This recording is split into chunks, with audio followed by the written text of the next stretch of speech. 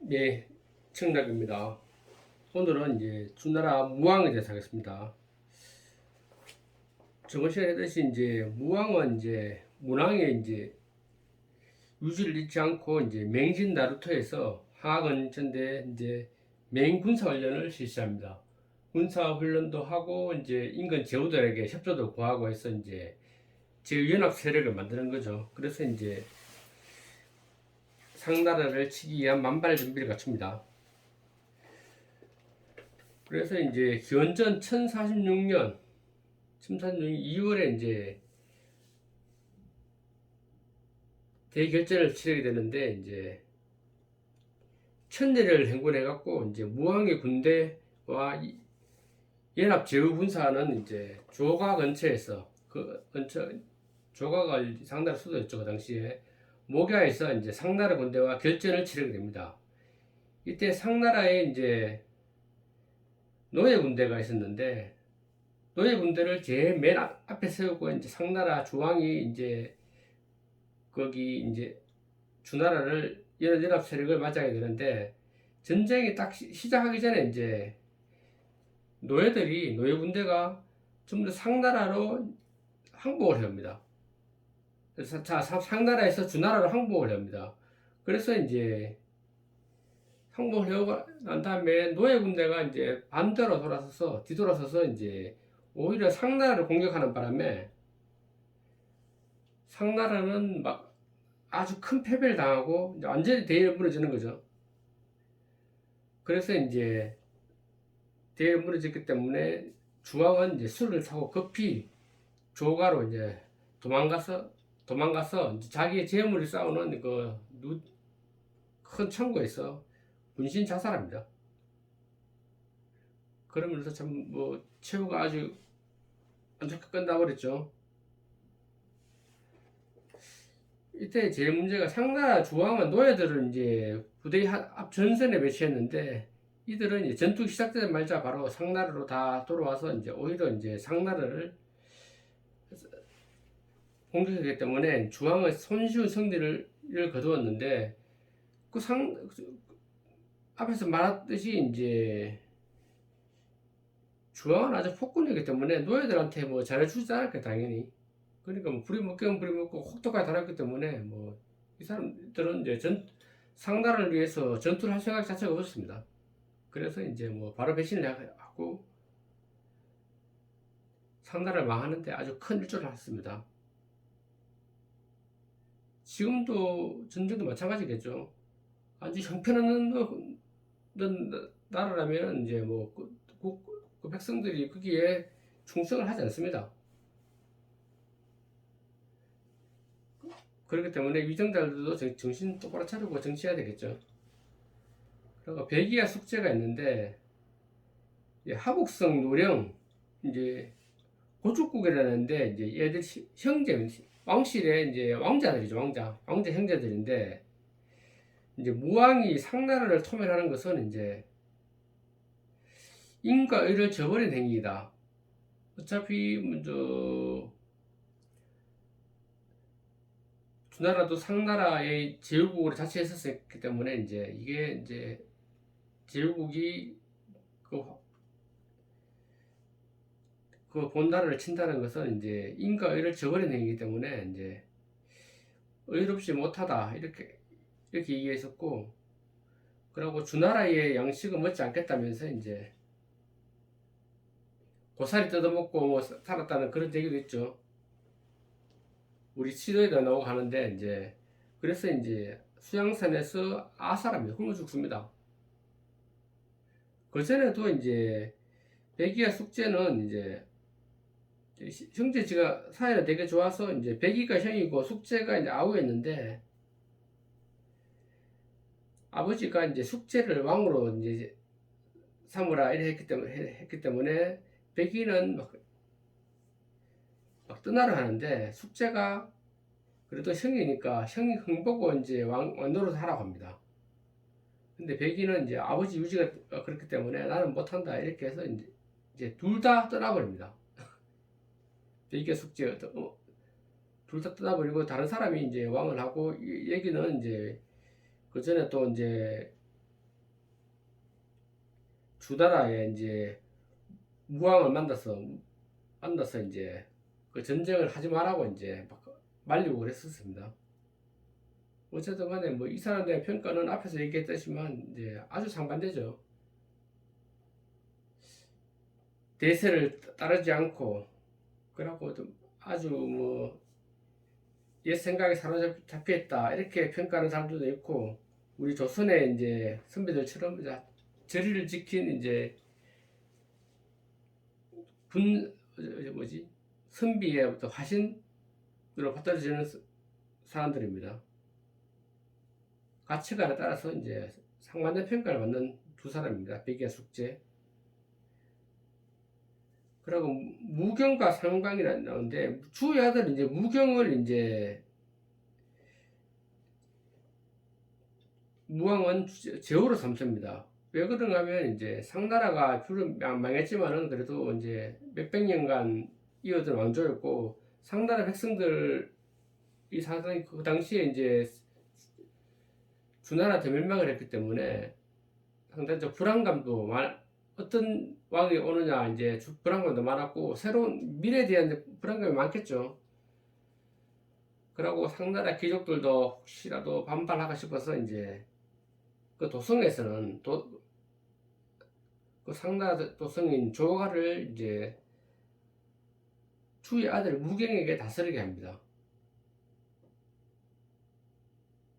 그러고 이제 다스리게 했지만은 이게 조가가 사실 거기 주나라 수도하고 많이 떨어져 있고 하기 때문에 이제 통치하기도 힘들고 하기 때문에 비록 이제 상의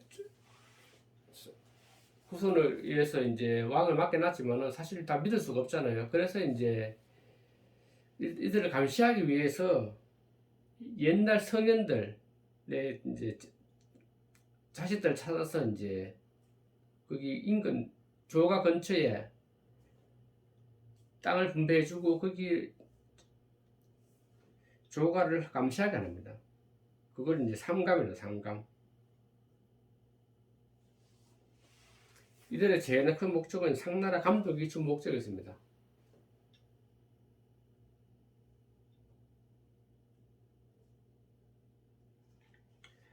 그리고 이제 뭐 또 우리 한국사하고도 관련된 말이 되는데, 조선으로 간 기사라고 되어 있는데,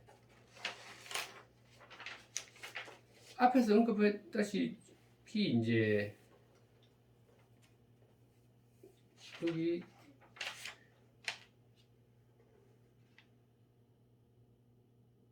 거래 이복 동생이 기자였는데 되게 똑똑했다 이거죠, 그죠? 그래서 이제 뭐 미친 척하면서 막 자기 미친 척하면서 이제 그래서 이제 자기 형인데 이제 거랑의 눈을 피해서 막 살고 그랬었습니다. 근데 무왕이 상나라 주를 멸망시키자 기자는 이제 조선으로 갔다. 무왕은 그를 조선의 왕으로 이제 책봉했다고 이제 기록에 나옵니다. 그 조선 이런 평양에 있다고 되어 있는데, 조선에 갔던 기자는 이제 고국이 그립기도 하고 이제 무왕을 만나기 위해서 이제 3년 후인가 주나라 도성으로 돌아와서 이제 무왕에게 이제 뭐 치우 안민의 도를 가르쳐 줬다. 그것을 홍범이라 하는데, 넓은 홍자의 금원범자입니다. 그런데 이제 그런 기록이 나오는데, 이게 이제 평가가 아주 상반되는 설이 많습니다. 우리 한국사에서는 되게 중요한 쟁점인데, 뭐 여기서는 중국 사회에서 이렇게 간단하게 되어 있습니다. 그래서 이 평가를 보면은 이제 우리 주로 이제 역사적인 표현, 기자 동넷을, 기자가 동쪽으로 와서 우리 조선의 왕이 되었다라고 하는데, 그 당시가 지금 그러니까 기원전 3000년경이죠. 기자도 조선이 이거 말하는 조선은 고조선을 얘기합니다. 기자 동네설인데, 그러고 전성리 있고, 그러고 또 서로 하나는 이제 기자는 원래 이제 하북 지역에 사는 동이족이 동이족 일파의 기자족이 이제 살다가 동쪽으로 이제 우리 쪽으로 이제 넘어왔다는 이제 그 민족 이동설로 갔었는데 그게 이제 사실 우리 학계에 최근까지 약간 주류였습니다. 동쪽산 무리가 이제 한반도로 건너 만주를 거쳐서 이제 고조선으로 들어왔다는 그런 소리가 있고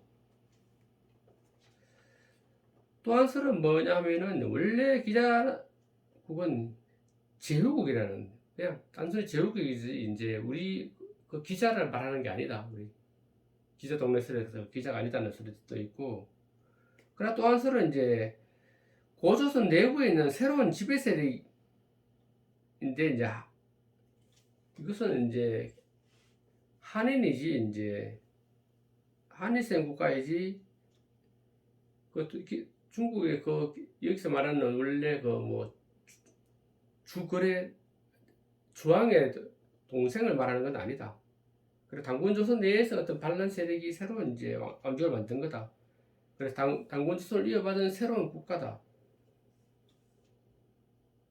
그런 설이 여러 개 있는데 정설은 뭐 아직까지는 없고 어떻게 보면 이제 우리나라에서 이제 조선에서 기자 동네설을 많이 따랐는데 조선의 입장에서는 고조선을 이어받은 국가가 조선이니까 어떤 전통선을 확립하려 노력을 일함으로써 그 당시에는 이제 조선에 있는 사람들이 이제 중국하고의 관계 그리고 중국에 대해 동경하는 그런 입장이 가기 때문에 어떤 이제 그 기자가 중국에서 왔기 때문에 우리도 어떤 뭐 역사 있고 전통에 있는 국가라는 것을 강조하기 위해서 기자를 끌어왔는데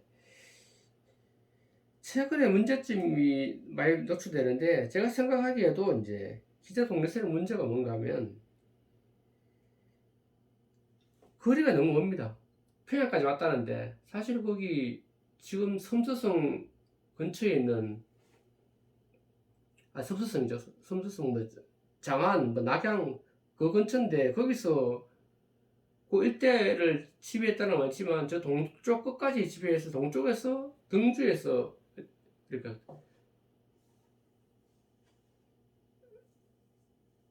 제 나라 끝에서 일로 평양까지 배로 건너왔다는 게 사실 좀 의심스럽습니다. 그 당시에 기술이 그만큼 됐을지도 의심스럽고 그리고 그 많은 민족이 기자 혼자 왔을 일은 없으니까 당연히 그 많은 사람들이 배를 타고 건너왔다는 것도 좀 의심스럽고 그리고 몇 명이 와서 왜 보면 그 완전히 미백시대 내평양 근처라면은 거기 와서 원주민들을 통제하고 해서 나라를 세웠다. 그것도 단지 보면은 뭐 갔다가 불과 몇 년 만에 나라를 세웠다는데 그것도 사실 가능했겠나?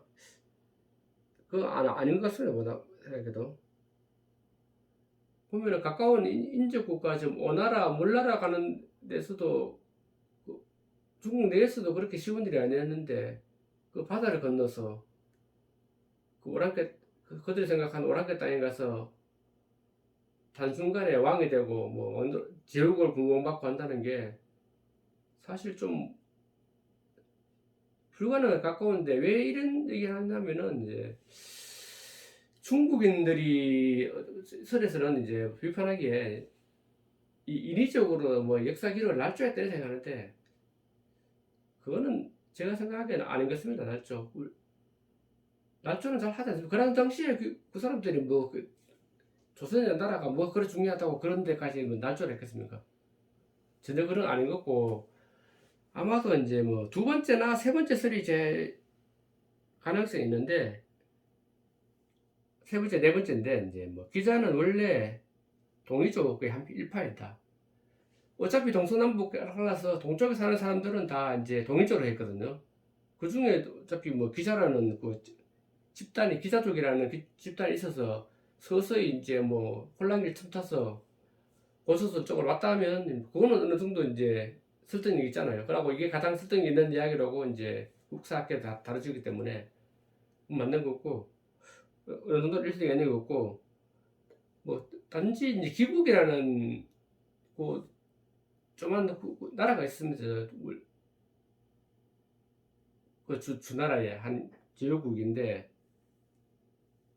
그런 거기에도 좀 설득력이 있는 거고 그리고 고조선 내부의 어떤 뭐 새로운 세력이다라는 것도 뭐 어느 정도 설득력이 있는데 지금은 어쨌든 뭐 두 번째 학살 원래 동이족이 이제 서서히 이동해서 한 무리가 이제 고조선으로 들어서 이들이 주류 세력이 되면서 이제 기자도선이 됐다는 게 설이 지금은 가장 그래도 좀 설득이 있는 설입니다.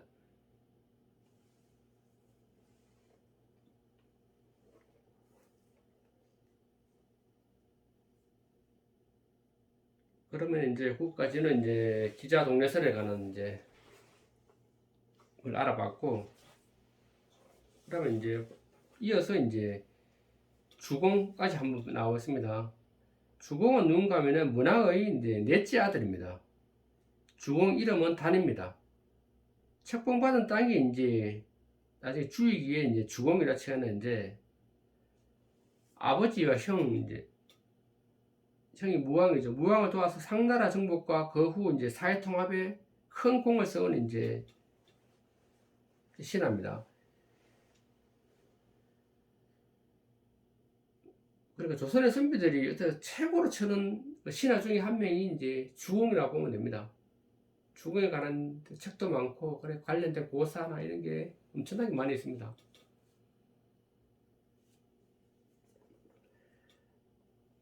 상나라 백성들에게 이제 어떤 주공은 안정된 생활을 보장해주고 이제 공평하게 대해줘야 한다고 이제 정언합니다. 그래서 이제 무왕이 이제 사회 통합을 위해서 처음에 이제 상나라 땅을 이제 정복하긴 했지만은 이제 아주 근심걱정이 되게 많았습니다. 그 금방 한 나라를 다른 나라 정복시켰다고 해서 그 사람들이 순순히 이제 새로운 지도자에게 따르는 것도 아니기 때문에 근심 걱정이 많았는데 이제 어떻게 통치를 해야 돼서 이제 주왕은 무왕에게 이제 아주 조언을 많이 해주고 그 통치에 적극적으로 이제 나서서 많은 것을 합니다.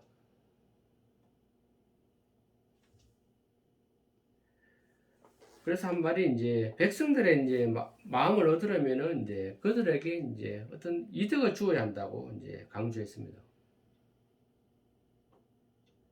그래 백성들 정치라는 것은 이제 어차피 뭐 위에 귀족들이나 정치가들이 하는 거고 백성들의 가장 큰 관심사는 이제 이들이 얼마나 우리를 잘 살게 해주느냐, 날 덜 수탈하느냐,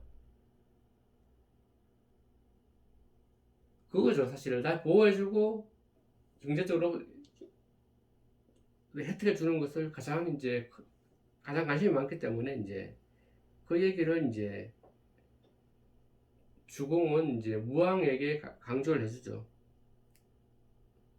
그리고 그 당시에 어떤 뭐 말 중에 이제 소강사회란 말이 있네. 소강, 샤강, 시경대학 이제 밀로에 나오는 말입니다. 이게 뭔가 하면은 이제 어떤 사회가 좋은가 하면 그 당시에는 굶어 죽을 걱정 없는 안정된 사회, 그걸 소강사회를 하는데 그 당시에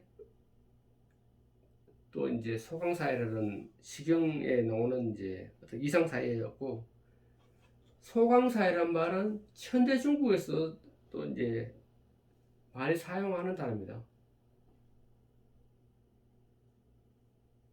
강택민이 어떤 뭐 그 당시에 이제 침하면서 한 말이라는데 지금도 소강사회란 말을 이뤘느냐 안 이뤘느냐에 대해서는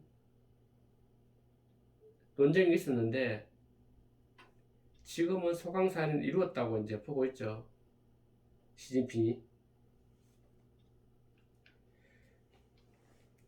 그러고 이제 이득을 줘야 된다. 여기에 말이 이제 그러고 우리 한국 사회에서 본다면은 이제 최근에 뭐 일제 강점기에 대한 평가 중에서 어떻게 보면 되게 기분 나쁠 수 있는 말이 이제 사회 경제사를 전공하는 사람들 입에서 많이 나옵니다. 이게 과연 이제 조선왕조 조선왕조가 일본에게 침탈당하고 난 다음에 우리가 더 살게 도와진 사회가 되지 않았느냐. 단지 이거만 봐요. 사회 경제적인 면에서 봤을 때만 어차피 GDP도 더 올라갔고 양식도 늘었고 인구도 늘었으니까 더 좋은 사회가 된 거 아니냐.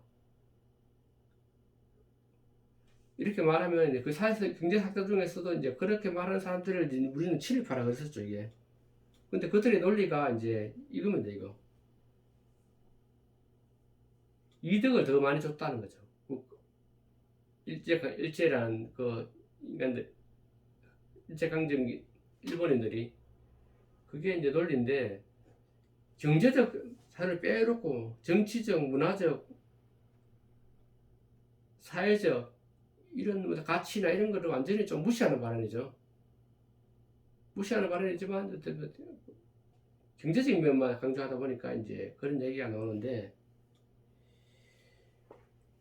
물론 뭐 경제적인 게 백성들에게서는 가장 중요한 이제 뭐 맞지만은 이제 과연 조선 망하는데 일정 강점기에 살던 사람들이 이제 생각이 어땠는지 우리가 추측할 뿐인데 일제 강점기에 제가 생각하기에는 일제가 사실은 그러면 우리 여기 주공이나 성왕처럼 잘 해줬느냐 우리에게 마음을 읽기 위해서 진실은 노력을 했느냐 그거 따져보면 이들의 사회경제사를 전공한 일부 학자들이 이해하는 게 엉터리죠. 그것들은 침탈의 목적이 있었지 우리를 이용해서 어떻게 뭐 자기들 이익을 추적하려고 그랬지 이들을 잘 살게 하려고 뭐 사람을 장려하고 아니면 농사를 짓게 하고 이런 건 안 했잖아요. 하지만 주공은 우리가 평가하기에는 이제 상나라 사람들하고 융합해서 잘 살려고 엄청난 노력을 했고 그러고 잘 살게 해줬고 실제로 그렇기 때문에 어떤 사회 통합이 이루어지고 주나라가 성황 때 와서 아주 이제 강성한 국가가 되는 거죠. 풍요롭고 강성한 국가가 되는 것이기 때문에 이 논리를 끌어와서 일제 강점기를 뭐 좋게 평가하는 그 사람들 논리는 이제 전혀 설득력이 없다고 저는 생각합니다. 그러면은 나머지 거는 이제 다음 시간에 또 다시 이제 해보겠습니다.